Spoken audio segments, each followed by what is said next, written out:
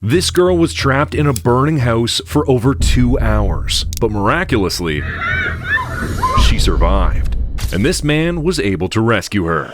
And this is just one of 6 times children in danger realized they've been rescued. Like when this officer found 3 missing kids in the middle of the woods. Can y'all come to me? Come to me. We gonna go to the siren, okay? I'm just gonna die. Or when this boy was left to drown after his father ditched him in the middle of a river. Okay. I've been screaming for a long time. I know, yep.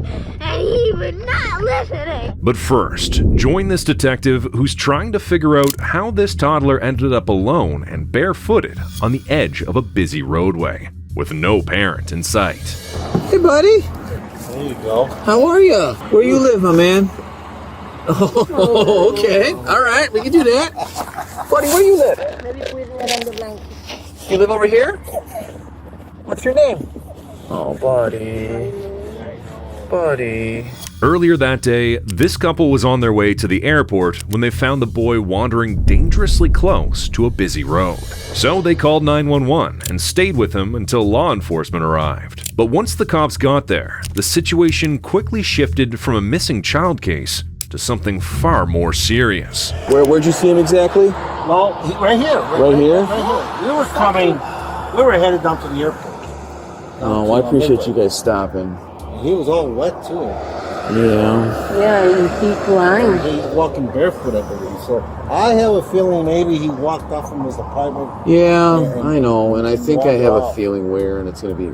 And I think the parents are on the way, yeah? No, unfortunately, the moms, I have a sick feeling. I know where this munchkin belongs. Not only was the boy, later identified as Crew, clearly unkept, he was also soaked and visibly in bad shape. A clear sign that whoever his parents were, they had little to no care for him.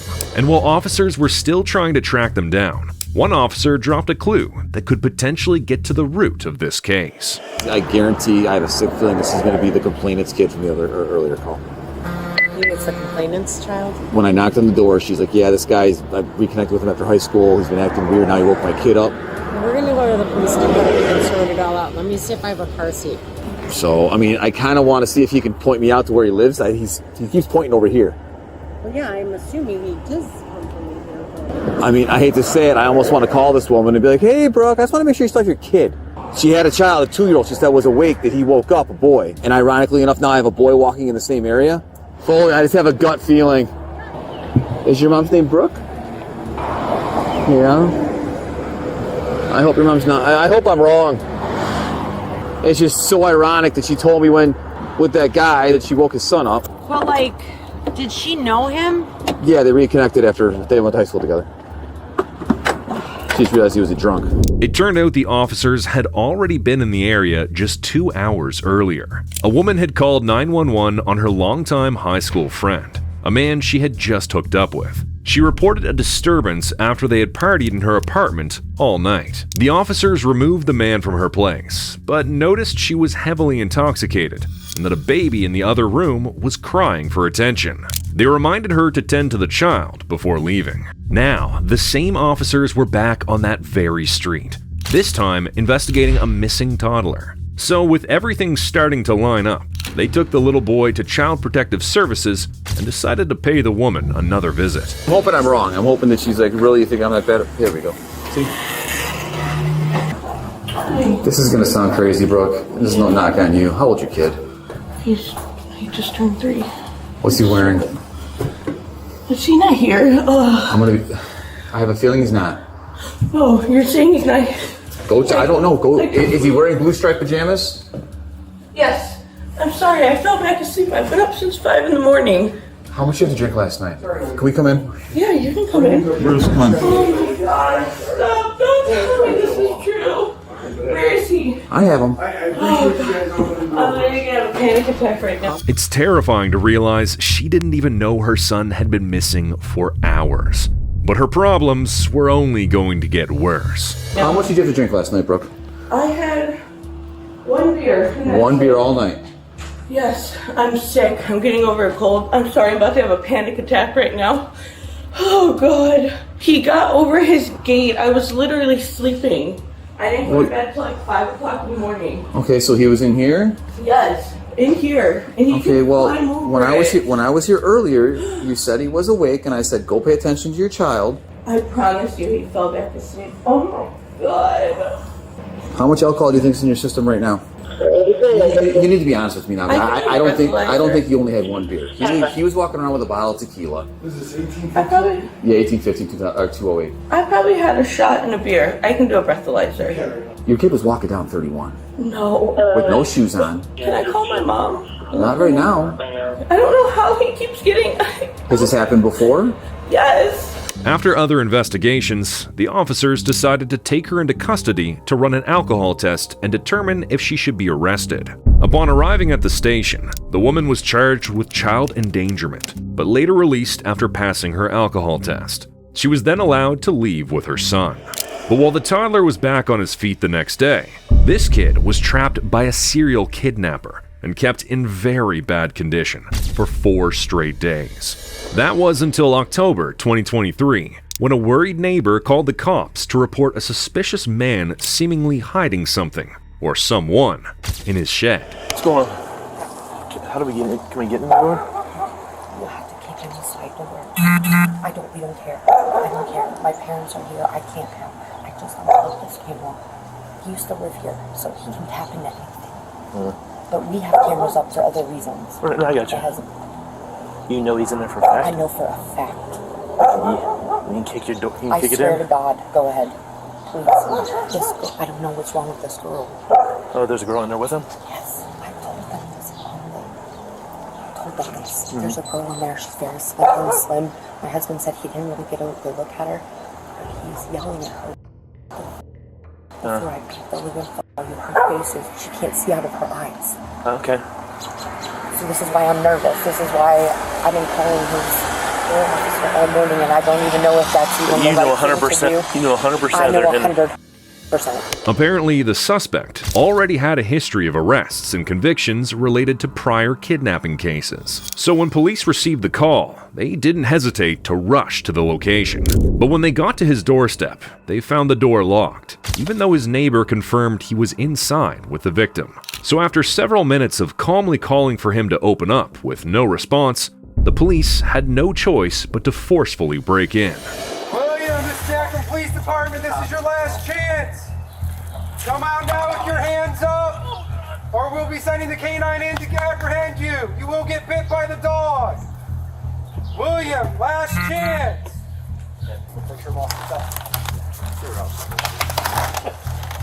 Jackson Police, better come out. Come out now with your hands up.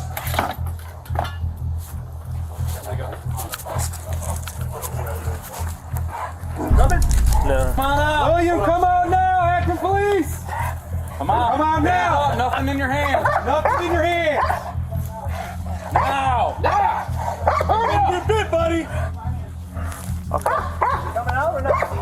Can you see him? Get out here now. Come out now. Come out now. Bro, you're gonna get fucked up in a second. You better come right the fuck out now. Now. He's up in the attic.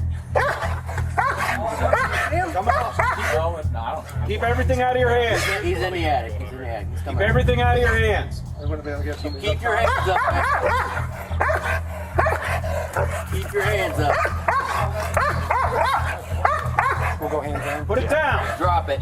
Drop. No, not your whole body. Get up. Turn around and walk backwards. Walk towards us. Walk towards us. Keep your hands up. Put your hands up. Hey, whoop cuff. Hey! Take your face that way. Just keep coming. Watch your step. Right there. You get that? After William was secured and detained, the police immediately searched the house for the victim, and it didn't take long before they came across a heartbreaking sight. You don't need no boots. Alright, you can reach it. Come on. Big man can fucking walk himself.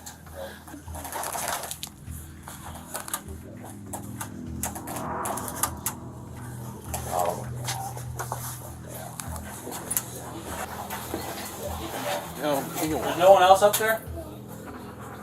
Where do you live at here? Thompson? How far away is that? Like 30 minutes, like close to starting. Why don't you have a seat right there on that stool? You probably would have yeah, probably. Where's she at? Okay, also? Yeah. Why don't you just sit down there? That guy's of water. We'll get you some stuff here. Not only was the victim held against her will and abused for 4 days, she also hadn't had anything to eat or drink during that time. The victim's mother later said that he would cuddle her in between beatings, and in one instance, doused her in gasoline and threatened to light her on fire. Thankfully, she was taken to the hospital for proper medical care, while William was taken straight to jail. He faced multiple charges, including first-degree kidnapping, felonious assault, abduction, strangulation, and escape from custody. In November 2024, he pleaded guilty to these charges and was sentenced to 25 years in prison. We can only hope the victim gets the help she needs to overcome the trauma. But as horrifying as that was, it still doesn't compare to the thought of 3 little kids stranded overnight in a forest so dangerous that every second could be their last. We're gonna go to the siren, okay? I'm just gonna die. We're gonna take it slow. It happened on October 6th, 2021. Police were alerted to the case of 3 missing children in Sam Houston National Forest. The kids had reportedly been playing in the Dry Creek area of the forest before suddenly disappearing. But what they didn't know is that this area is famous for the number of people who go missing, and many never made it out alive. So when the kids didn't return home later that night, their worried parents raised the alarm, and the cops needed to act now if they're going to find any of these children alive. Come on, can y'all come to me? Come to me. Yeah, come to me. There's an opening right here. Come on, kids, come to me. But as the search dragged on with no success, tensions began to rise, and understandably so. The kids had been missing all night, and no one knew what condition they might be in, or if they had even survived the night. I have the kids. If you want to track my radio location, I'm going to take them out to 224. Back. I've been looking all night long. Yes, sir. I have all Jesus 3 is children. Good, ain't Jesus good? He is good. Kids, I'm the police. Are y'all ready to get out of the woods? The kids did exactly what their parents told them to do in such a situation. Stay calm, stick together, and wait for help. But even though they seemed calm, the kids were visibly shaking from the cold and in urgent need of medical attention. And the officer wasn't about to waste a single second. Here, you want my jacket? Can you wad it up? His hands, look at his hands. They were down in the creek bottom all night. And eventually it rained like 2 I soaked the weather, Yeah. I put it on. Wrap around here. Wrap your arms around. You're going to have to hold it up. You got it, buddy? All right, come on. Let's get out of these woods. All right, we're coming out. Give me a siren to come towards. The longer the officer lingers in the woods, the greater the danger for the kids. They need to act now before it's too late. We're going to come out of here as a team. We'll take our time. Do we have to ride in a police car? Because Well, the ambulance is probably going to want to look at you. Make sure you're good. Well, I'm still good. My leg is strong. I just You got want to take a breather for a minute? Dang it, now You good? I'm bleeding. Okay, let's go. That's okay. We'll get you a Band-Aid, okay? Yep. Just follow that little opening. Don't get too far ahead, okay? I don't want to lose you again. Come on, kids. Let's come out to the road. Come on. Good. What? There you go, buddy. Look at you. You made it. Hey-ya. Good job. Good job, buddy. We made it, huh? Good job, bud. Yeah.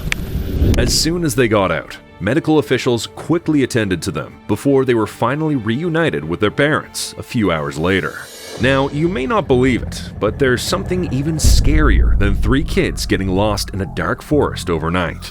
On one chilly morning, 2 toddlers were nearly caught in the middle of a nationwide manhunt. Sheriff's office, if anybody's in the vehicle, show yourself now! Sheriff's office, I can hear kids crying. Little one. The incident happened in the early hours of the morning when police spotted a car linked to a man who had been on the run for 6 months. Officers moved in for a traffic stop, but instead of pulling over the suspect, 24-year-old Justin Ryan Trumpeter, he took off. And what followed was a dangerous high-speed chase that dragged on for nearly 3 hours, winding across roads before Trumpeter finally ditched the vehicle deep in the wooded outskirts of Jacksonville, Oregon, to flee on foot. So when officers finally reached the abandoned car, they weren't met with their suspect. Instead, what they found inside was far more disturbing. Sheriff's office! If anybody's in the vehicle, show yourself now! Sheriff's office! I can hear kids crying. Sheriff's office! Watch down. I got up. Yep. Little one. Little one. Front of the car. One kid on, got him. Can't believe this. Hi, little guys. This is freaking horrible. You know, already I'll get DHS up here. Do we want medical too? Sweetie. Yeah, let's do it. Hi. How are you? You have such pretty blue eyes. Hi there. We're out with the children. Hi there. Can we get a whole DHS? Need to respond immediately. And medical killed one to the bottom of sweetheart, where the gate's at for the children, just to check on them. Yeah, are you okay? Just it's okay, baby. Just make sure he's not hiding up there. I know, that's what I'm doing. You alright, baby? It turned out that Ryan had kidnapped the 2 toddlers, one just 6 months old and the other barely a year old, before taking off, planning to use them as bargaining chips if cornered by police. Not only had he put their lives in danger during the reckless, hours-long chase, but when officers searched the vehicle, they also discovered suspected fentanyl and meth within arm's reach of the children, exposing them to deadly drugs. If the cops hadn't found them fast, these kids would have probably starved to death, or even worse. Thankfully, medics rushed in to check the toddlers right there on the spot before turning them over to childcare.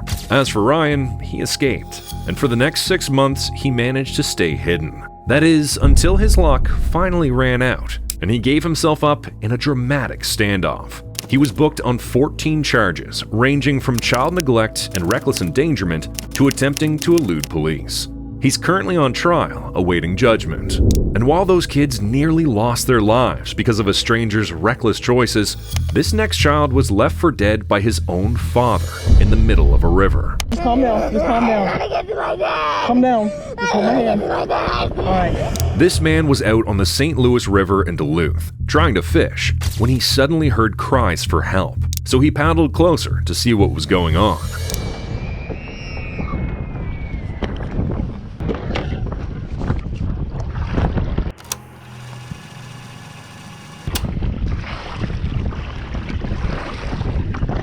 Are you gonna be able to make it in the shore? You need some help? Okay. Well, your dad's back there, but I'm gonna bring you in the shore, okay? I know. Just calm down. Just calm down.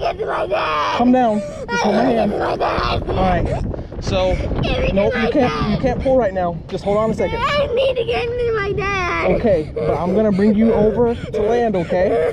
Just calm down. You're on my boat. You don't have to worry about the current taking you out. Thankfully, this man spotted the boy before it was too late. But finding him was just the first step, because with the current rising and the boat unstable, he still had to figure out how to get the boy out of the water without putting both of their lives in danger. So what we're gonna do right now, I have to figure out a way to get you up and out without bringing all the water in, okay? So I think if you can hold on like that, can you do that for me? Can I get you to shore?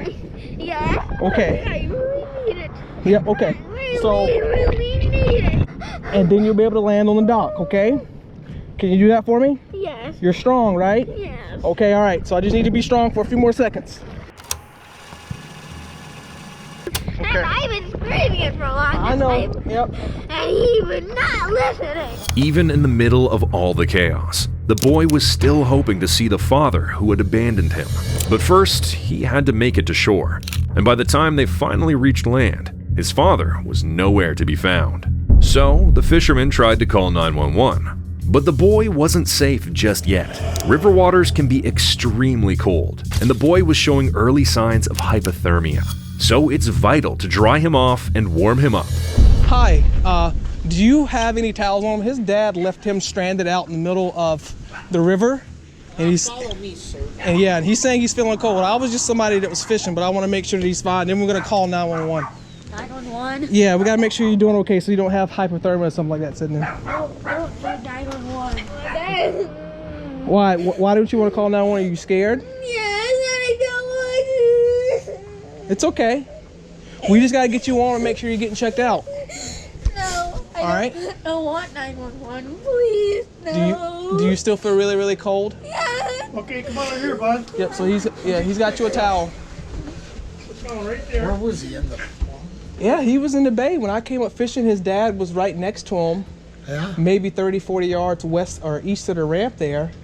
And the current that swept him all the way out here. Oh. And his dad There's actually 2 people drowned here in that same spot last year. Well, it was just one of those things where I thought his dad was coming because his dad has the sailboat right there, and he's still not coming. Still hasn't came in and checked in on him. So. Okay, just pull this up over your head now. Yeah, we just got to make sure we get you warm and that you're going to be okay because we don't. 911. Okay. The boy's reaction to hearing they were about to call 911 suggested he'd had run-ins with them before, probably involving his father, and it never ended well for him once they left. Still, given the state he was in after being in the river that long, they had no choice but to make the call.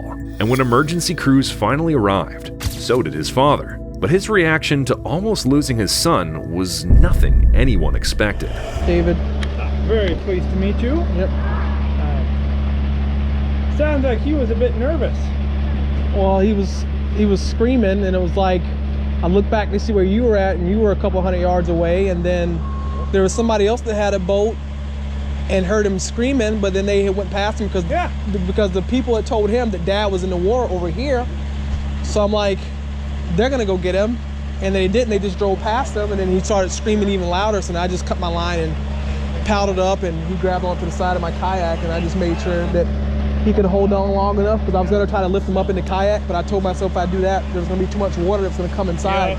So then that's why I had him. So I just had him hold on to the side. I'm gonna try to paddle to get him in as far as we can to the nearest dock. Then he starts telling me that he's shivering, so I'm like, I don't know if the kid, how long he was in the water or if he could have hypothermia. So I was like, I'm just gonna call EMS, have them check him out, and then I was happy I did come here because they were here, had a boat, was able to come and get you. Yes. But yeah. No, I'm very thankful of that. Me too. First I say 1,000 and then thank yous. Yep. That saved me a bunch of hassle. Yeah. Because the river takes him a little bit, and I said, calm down, slowly swim to shore. Yep. You got this. We've been in this before. Yep. And I tried to get him with the boat, and of course the wind's picking up. Yep. So it just poofs right across the river. Yep. So I had to try and walk it back. That is super slow. Yep. So thank you very much. Yep. I would chat longer, but I think I'm needed. Yep.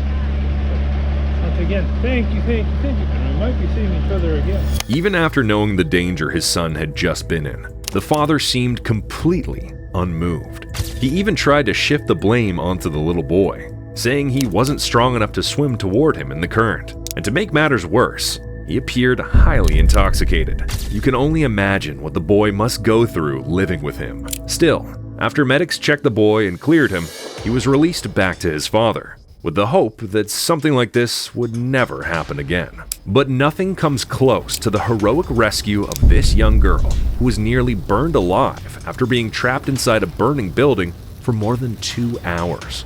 It's January 2023. Firefighters respond to a distress call after a house on the outskirts of Atlanta, Georgia went up in flames. But by the time they arrived, the whole building had been damaged beyond repair. The firefighters' mission was to put out the fire and save anyone trapped inside. But with the fire burning beyond control, they had to switch focus to the latter. Because while most of the residents had already escaped, the 2-year-old girl was still trapped inside. She had already been fighting for her life for hours, as time ran dangerously short. And with both the stairways and the elevator completely cut off by flames, the firefighters were left with just one desperate and risky rescue attempt.